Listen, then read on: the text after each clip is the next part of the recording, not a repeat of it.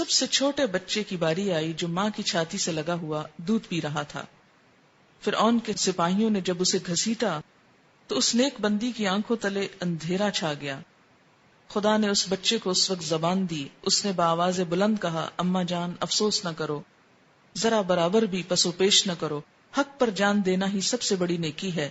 چنانچہ اسے صبر آ گیا، اسے بھی اس میں ڈال دیا گیا، اور آخر میں ان بچوں کی ماں کو بھی، رضی اللہ عنہم اجمعین۔ یہ خوشبو کی مہکیں اسی کے جنتی محل سے آ رہی ہیں۔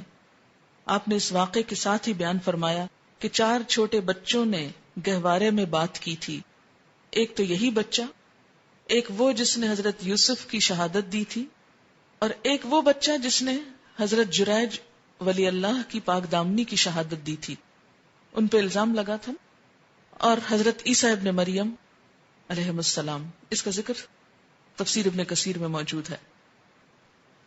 اس کے بعد براق لایا گیا دوبارہ، آپ اس پر سوار ہو کر آسمان تک پہنچے، پہلے آسمان تک۔ جبریل علیہ السلام نے آسمان کا دروازہ کھلوایا، فرشتوں کی طرف سے پوچھا گیا کون ہے؟ حضرت جبریل نے فرمایا میں جبریل ہوں۔ پوچھا گیا ساتھ کون ہے؟ بتایا کہ محمد صلی اللہ علیہ وسلم ہے۔ پوچھا گیا ان کے پاس پیغام الہی دے کر بھیجا گیا؟ جبریل نے کہا ہاں۔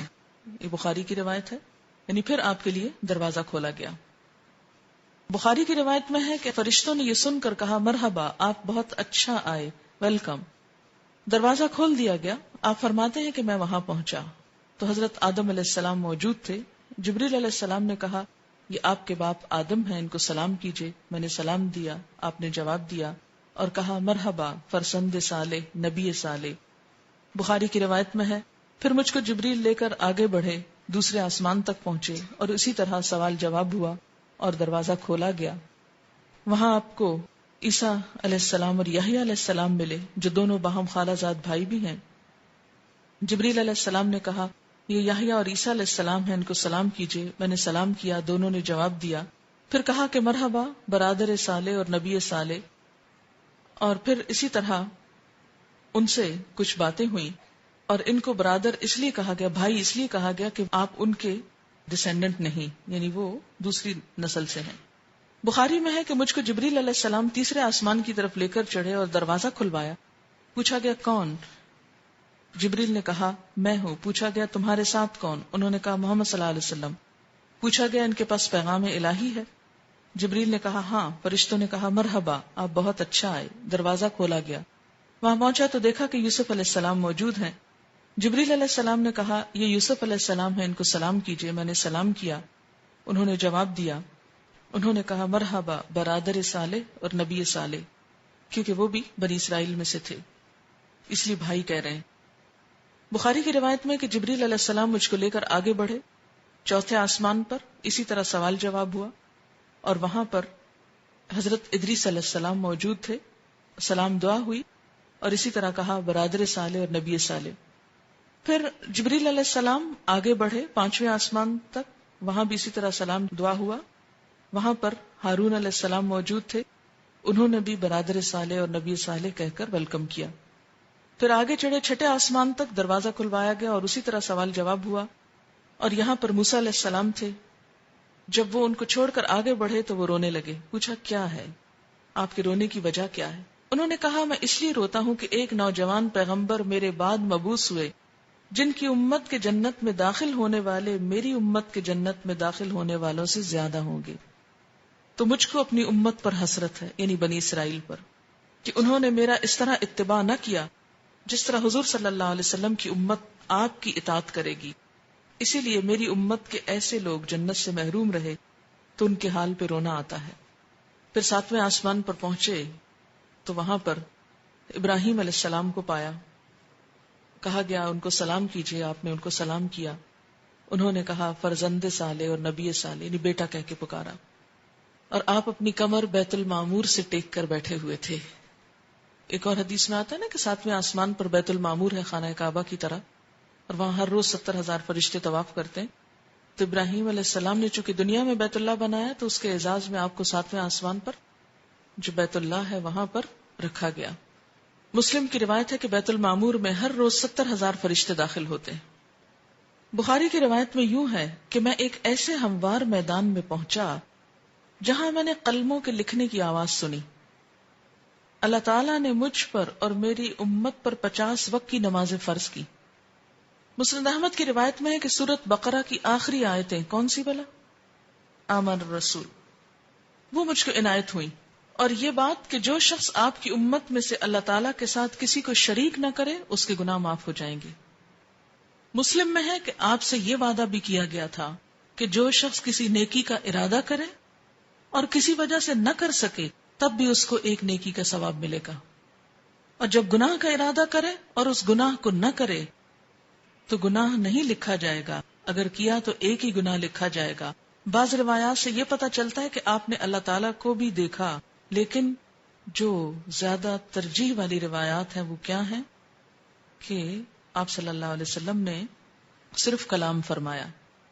آپ نے جنت اور دوزخ کو دیکھا، جہنم میں زیادہ تر ناشکر گزار عورتیں نظر آئیں، جنت میں زیادہ تر غرباء اور مساکین دکھائی دیے.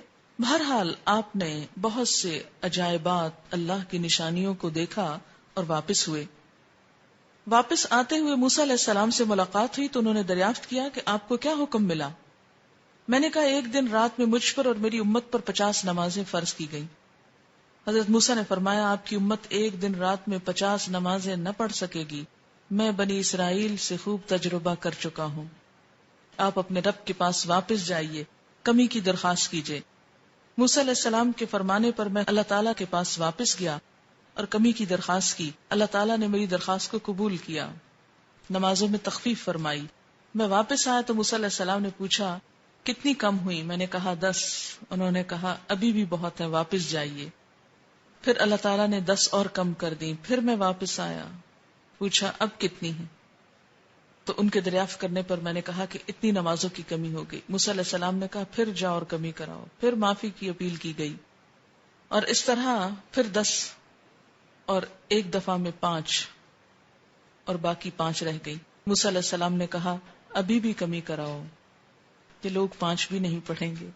میں نے کہا مجھے اب شرم آتی ہے، جتنا اللہ تعالیٰ نے فرض کیا میں اس پہ راضی ہوں. آپ فرماتے ہیں کہ جب میں وہاں سے واپس آیا تو ایک پکارنے والے نے پکار کر کہا میں نے اپنا فرض پورا کر دیا، بندوں سے تخفیف کر دی، 5 نمازیں 50 کے برابر ہیں. پھر میں جہاں سے گیا تھا وہیں واپس آ گیا. اور جس وقت واپس آ کر آپ نے لوگوں کو خبر دی تو بہت سے ایمان والوں کے ایمان متزلزل ہو گئے کہ یہ کیسے ممکن ہے. اور ہو سکتا ہے کہ اب بھی یہ باتیں سن کر بہت سے لوگوں کے دل ہل گئے ہوں کہ یہ بھلا کیسے ہو سکتا ہے کہ آپ نے یہ سب کچھ دیکھ لیا. بات یہ ہے کہ مشکل اسی وقت ہو سکتی ہے جب انسان اللہ تعالی کی قدرت پر شک کرے، اور اگر اس بات کا یقین ہو کہ اللہ کے ہاں کچھ بھی مشکل نہیں، کن کہہ کے وہ کچھ بھی کر سکتا ہے، کسی سے کرا سکتا ہے، ایک اشارے میں اوپر سے نیچے اور نیچے سے اوپر تہ و بالا ہر چیز کو کر سکتا ہے.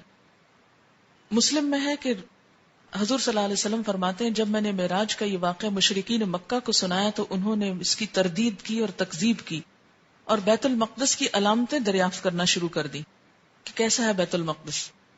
تو اللہ تعالیٰ نے بیت المقدس کو میرے سامنے ظاہر فرمایا اور جو باتیں اور نشانیاں مشرکین دریافت کرتے میں دیکھ دیکھ کر بتاتا جاتا. ان تمام بیانات سے یہ بات یقینی طور پر ثابت ہو گئی کہ حضور صلی اللہ علیہ وسلم نے بحکم خدا مکہ سے بیت المقدس اور وہاں سے 7ویں آسمان پر تشریف لے جا کر اسی شب کو واپس تشریف لائے. آپ جسم سمیت گئے، جسم سمیت آئے. یہ محض خواب نہ تھا بلکہ روح جسم کی بیداری کی حالت کے ساتھ گئے. اور قرآن پاک میں بھی اسی کا ذکر ملتا ہے، کیونکہ قرآن پاک میں آتا نا سبحان الذی اسری بعبدہ. تو عبد کس کو کہتے ہیں؟ روح کو. اب سے مراد روح اور جسم دونوں ہیں. قرآن کے مطابق سب کا حساب کتاب قیامت کے دن ہوگا. تو پھر حضور صلی اللہ علیہ وسلم نے کیسے پہلے سزا اور جزا یعنی جنت اور دوزخ کا مشاہدہ کیا؟ یہ کون لوگ تھے جن کا حساب پہلے ہوا؟ اس میں یہ وہ لوگ بھی ہو سکتے ہیں جو دنیا سے مر کے جا چکے ہیں، برزخ میں ہیں، اور ان کو وہاں ان کے اعمال کے مطابق سزا لیتے ہوئے دکھا دیا گیا. اگرچہ سب کا فیصلہ قیامت کے دن ہوگا، لیکن اگر کچھ لوگوں کو بطور مثال وہاں اللہ تعالیٰ نے پہلے فیصلہ کر کے ڈال دیا تو اس میں کیا مشکل ہے؟ یہ بھی ہو سکتا ہے کہ اللہ تعالیٰ نے بطور تمثیل دکھایا کہ ایسا ہوگا. یعنی جن لوگوں کے ساتھ ہونے والا ہے ان کی شکلیں سامنے لا کے دکھا دی اور ان کو ایک شیپ دے دی، اور فیصلہ بعد میں ہوتا رہے گا۔ کیا صدقہ خیرات اللہ کے سوا کسی اور کے نام سے دینا جائز ہے، جیسے امام جعفر کے نام پر؟ یہ تو آپ قرآن پاک میں واضح طور پر پڑھ چکے ہیں۔ سورۃ البقرہ آیت 173 میں دیکھیے، انما حرم علیکم المیتۃ والدم ولحم الخنزیر وما اہل بہ لغیر اللہ فمن اضطر غیر باغ ولا عاد فلا اثم علیہ ان اللہ غفور رحیم۔ بے شک اس نے حرام کیا تم پر مردار اور خون اور خنزیر کا گوشت، اور جو پکارا گیا اس پر اللہ کے سوا کسی اور کے لیے، لغیر اللہ واسطے غیر اللہ کے، یعنی اللہ کے سوا کسی بھی نبی، رسول، ولی، کسی بزرگ، کسی نیک انسان کے نام پر کچھ دینا، یعنی اس کی خوشی کے لیے، یہ درست نہیں۔ ہاں، کسی کی طرف سے صدقہ کرنا اس کی اجازت ہوتی، مثلا کسی کو ثواب پہنچانے کے لیے اگر کوئی شخص کچھ دیتا ہے تو وہ اور بات ہے، مثلا آپ اپنے والدین کی طرف سے قربانی کریں، یا حضور صلی اللہ علیہ وسلم کی طرف سے کریں، یا کسی اور کی طرف سے آپ کریں، تو یہ تو ٹھیک ہے، لیکن ان کے نام پر کرنا کہ وہ ہم سے خوش ہو جائیں تو شرک یہی تو ہے۔ تو کوئی بھی ایسا کام کہ کسی انسان کو، چاہے کوئی زندہ ہے چاہے کوئی فوت ہو گیا، مثلا اگر کوئی شخص زندہ ہے اور آپ اس کے ساتھ نیکی صرف اس لیے کر رہے ہیں کہ یہ قیامت کے دن ہم کو اللہ سے چھڑا لے، تو یہ تصور غلط ہے۔ ہاں، اس لیے کر رہے ہیں کہ وہ دنیا میں آپ کو نیکی کی طرف لے جائے، وہ اور بات ہے۔ کیا رجب کے پورے ماہ کے اندر روزہ رکھنا منع ہے یا 27 رجب کا؟ یہ نہیں کہ پورے ماہ میں روزہ نہیں رکھ سکتے، نفلی روزہ عادتاً جو آپ رکھتے ہیں، مثلا 13، 14، 15 کا، وہ رکھیے۔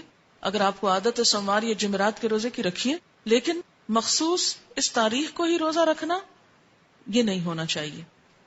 وآخر دعوانا ان الحمد للہ رب العالمین۔